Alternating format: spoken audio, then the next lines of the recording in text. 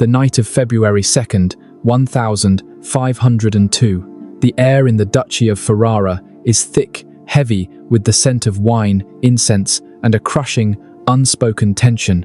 In a gilded chamber, observed by official witnesses, a 21-year-old woman lies on the nuptial bed. Her name is Lucrezia Borgia. She has just been married to Alfonso d'Este, heir to one of Italy's most ancient and respected families. But this is no act of love. It is a cold transaction, a piece of political theatre, and the final act must be publicly verified.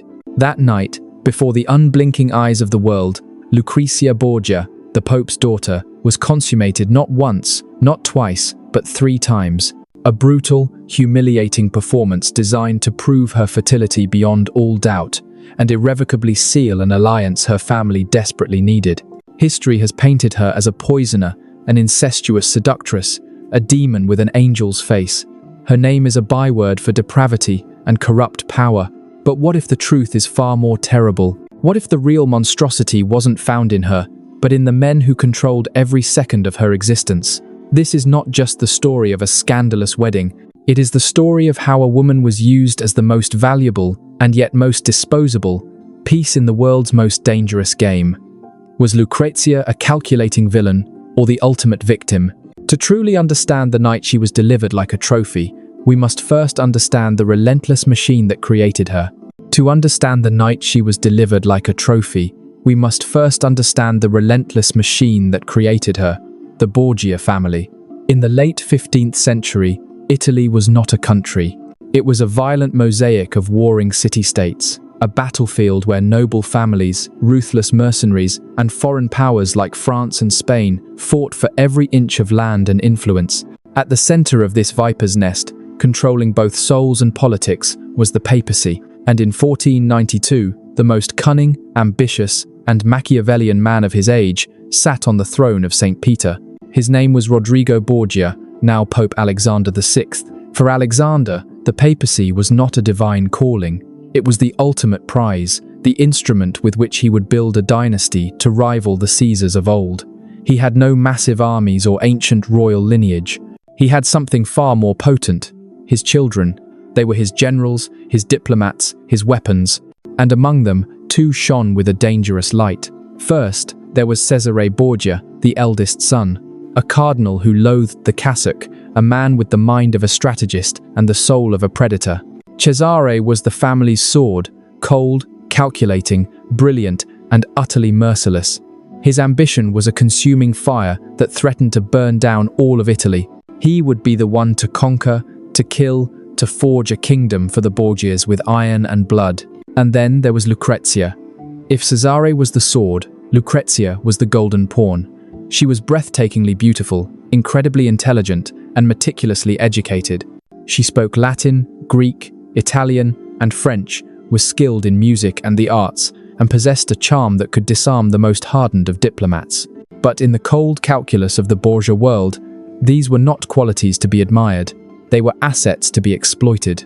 In the brutal political marketplace of the Renaissance, Lucrezia was her father's most valuable commodity. Her hand in marriage was the key to unlocking the most powerful alliances. Think about it for a moment. You are a young woman, barely a teenager. Your father, the most powerful man in Christendom, looks at you not as a daughter, but as a contract. Your purity, your future, your body, all of it is simply currency for his ambitions.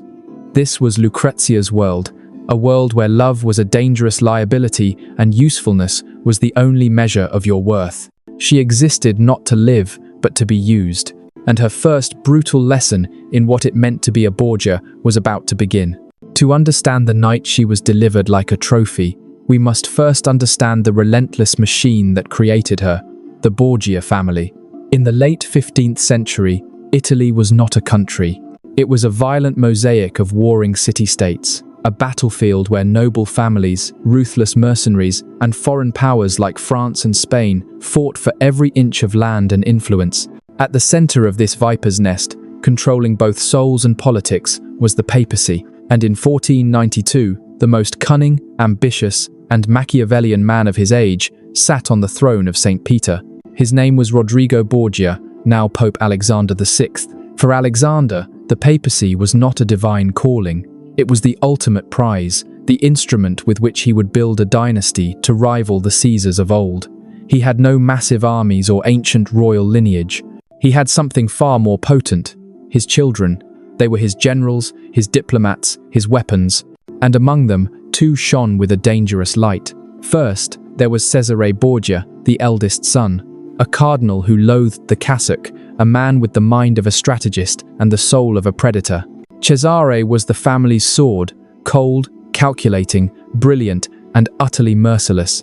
His ambition was a consuming fire that threatened to burn down all of Italy. He would be the one to conquer, to kill, to forge a kingdom for the Borgias with iron and blood. And then there was Lucrezia. If Cesare was the sword, Lucrezia was the golden pawn. She was breathtakingly beautiful, incredibly intelligent, and meticulously educated. She spoke Latin, Greek, Italian, and French, was skilled in music and the arts, and possessed a charm that could disarm the most hardened of diplomats. But in the cold calculus of the Borgia world, these were not qualities to be admired.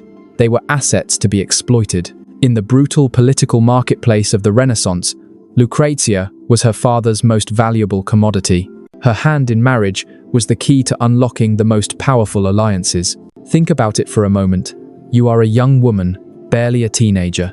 Your father, the most powerful man in Christendom, looks at you not as a daughter, but as a contract. Your purity, your future, your body, all of it is simply currency for his ambitions.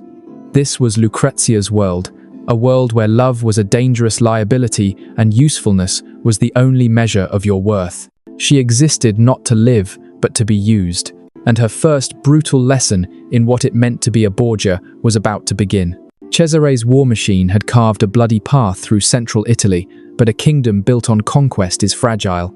For long-term survival, the Borgias needed more than just fear. They needed legitimacy. They needed an alliance with old, respected nobility, and the next move on the chessboard was the most ambitious yet. The target, the House of Este in Ferrara. This wasn't just another city-state. Ferrara was one of the great cultural and strategic jewels of Italy, a bastion of art, learning, and ancient lineage. Marrying Lucrezia to the heir of Ferrara, Alfonso d'Este, was the key to securing Cesare's new territories and cementing the Borgia name among the true powers of Europe. It was a move for perpetuity, but there was one colossal problem. Duke Ercole d'Este was utterly horrified by the proposal. To marry his son, and heir to times that woman asterisk, a twice-married widow, surrounded by whispers of incest and the stench of her brother's murders, it was more than a political risk. It was a profound insult to his family's centuries-old honor. He saw the Borgias for what they were, ruthless upstarts, and he wanted no part of their tainted bloodline. But Pope Alexander VI was not a man who took no for an answer. The negotiations became a masterclass in coercion. First came the bribe, a dowry so colossal it could finance a war, an astronomical 200,000 ducats, along with priceless jewels and territory. He promised papal favors, tax exemptions, and political protection. Then came the stick. Cesare Borgia, fresh from his conquests, sat with his victorious army just beyond Ferrara's borders. The threat wasn't spoken aloud, but it hung in the air like a guillotine. Accept our golden bride, or my son, the Duke of Romagna, will pay you a visit with an army at his back. In the end, the combination of overwhelming greed and existential fear was too potent to resist. Duke Ercole swallowed his pride and his honor. His son, Alfonso, would marry Lucrezia Borgia. The deal was struck, not with a handshake, but under duress, sealed with gold and shadowed by the sword. Lucrezia's procession to Ferrara was not a bridal journey. It was a military parade of wealth and influence, a moving spectacle designed to awe and intimidate. 150 mules carried her trousseau in chests of gold-embossed leather. She rode a white horse caparisoned in gold, surrounded by 1,000 soldiers and courtiers. Every mile was a performance, every stop a carefully staged display of Borgia power. To the cheering crowds, she was a radiant vision of beauty. But beneath the jewels and silks, a 1-year-old woman understood the terrifying stakes. This was not a celebration of love. It was the closing of a hostile takeover. Her performance had to be flawless. Upon her arrival, Ferrara exploded in days of lavish festivities. There were jousts, theatrical plays, and banquets, so opulent they would be talked about for generations. It was a public relations masterpiece, a city-wide declaration that the ancient house of Este was proud to welcome a Borgia. But all of this, the cheering, the wine, the music, was merely the prelude. Everyone knew the true climax of this political theatre would not happen in a ballroom or a jousting field, but behind the closed doors of a gilded bedchamber. And so we return to that night, February 2nd, 1502. The festivities quiet down. Lucrezia is led to the nuptial bed. Alfonso d'Este, her new husband, is with her. But they are not alone. A delegation of official witnesses, including high-ranking members of the Este court and envoys from her father, enter the room. Their purpose is cold, clinical, and crucial. This is not about passion, it is about verification. The marriage must be legally and physically consummated, and there must be undeniable proof. The bed is not a private sanctuary, it is a public stage, and her body is the central prop. Imagine the scene, the weight of every eye, every silent judgment. After the act, the witnesses would inspect the bed linens for the physical proof of consummation, a practice that was humiliating but not entirely uncommon for royal marriages of such importance. But the Borgias, ever practitioners of overkill, demanded more. To extinguish any lingering doubt about the marriage's validity, to silence the Sforza rumors of impotence, and to prove Lucrezia's robust fertility, Alfonso was required to perform his marital duty not once, not twice, but 3 times throughout the night. 1 act could be faked, 2 could be a performance, 3 was a brutal, undeniable statement. It was a calculated demonstration that this union was sealed, that the alliance was irrevocable, and that the Borgia bride was more than capable of producing the heirs that would bind these 2 great houses together. For Lucrezia, this was the ultimate sacrifice, a final, agonizing act of submission at the altar of her family's ambition. But was it only submission? Or was it something more? Perhaps, in the cold calculus of her mind, Lucrezia understood that this profound humiliation was also a transaction. It was the price she had to pay to finally escape the suffocating orbit of Rome, the dark shadow of her brother, and the crushing demands of her father.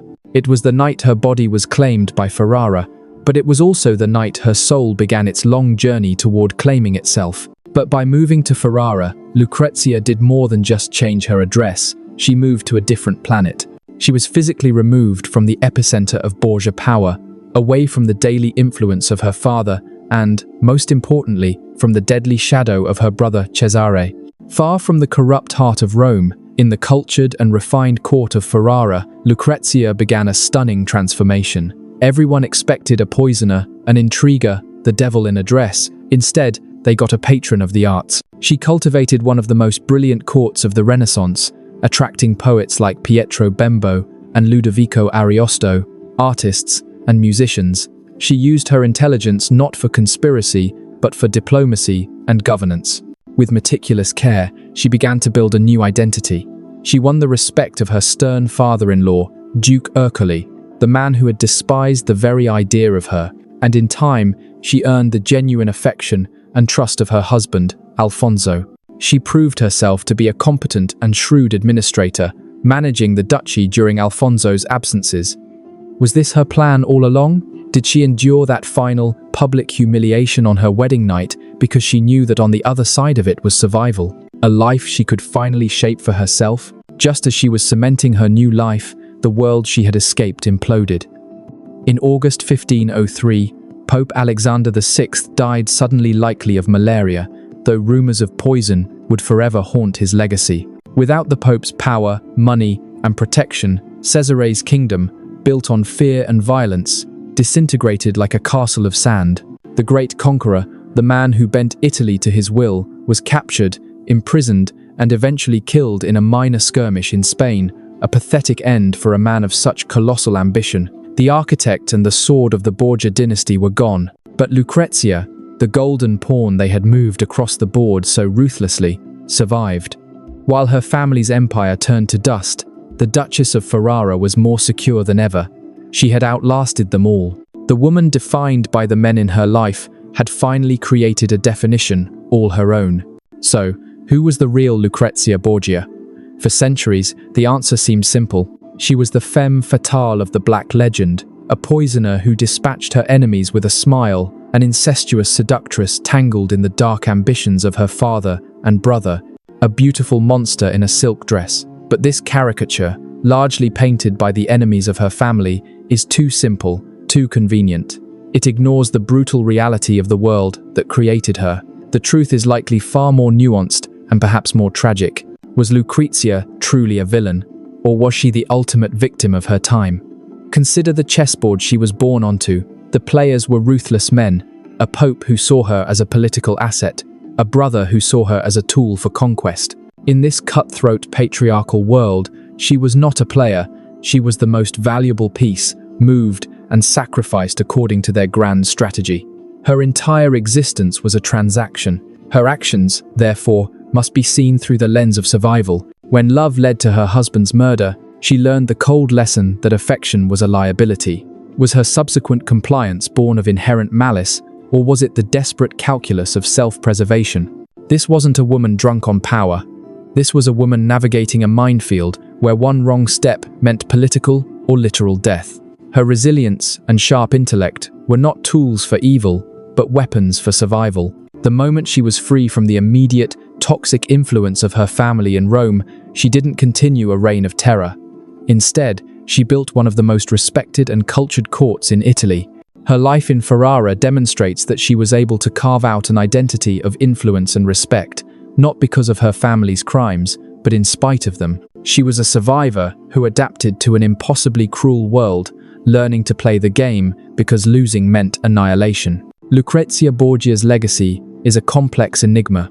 She was both a pawn and a player, a victim who learned to become a survivor in the treacherous game of power. That wedding night in Ferrara, while a moment of profound public humiliation, was not just an ending. It was the beginning of her liberation. It was the brutal price she paid to finally escape the direct control of the Borgia machine. She proved that even in the most manipulative and dangerous of worlds, it's possible to find a way to move the pieces in your favor and, in the end, claim your own side of the board. But what do you think? Was Lucrezia a master of survival, using the only tools she had to escape a terrible fate? Or was she a complicit figure in her family's crimes, buying her own security with her silence? History has judged her. Now it's your turn. Leave your verdict in the comments and subscribe for more stories that unearth the secrets of power.